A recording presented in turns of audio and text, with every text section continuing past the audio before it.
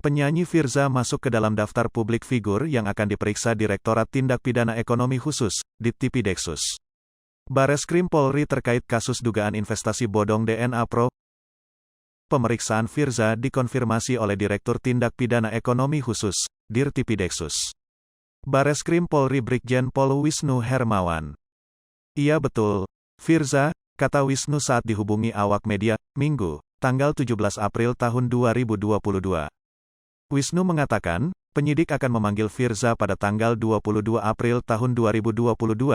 Sang artis diperiksa sebagai saksi.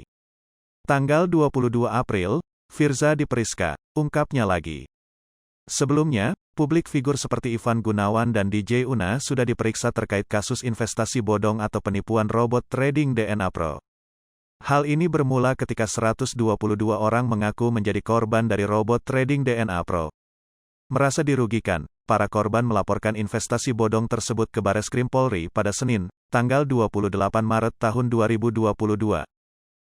Laporan tersebut teregistrasi dengan nomor B185 IVRES 2/1/2022 Dittipideksus atas kasus dugaan penipuan berkedok trading binary option DNA Pro. Ada sebanyak 56 orang dilaporkan ke polisi, yang terdiri dari pendiri hingga komisaris DNA Pro. Bareskrim Polri menduga kerugian sementara para korban dalam perkara ini mencapai 97 miliar rupiah. Hingga saat ini, polisi telah menetapkan 12 tersangka dalam kasus ini, termasuk Stefanus Richard selaku co-founder DNA Pro.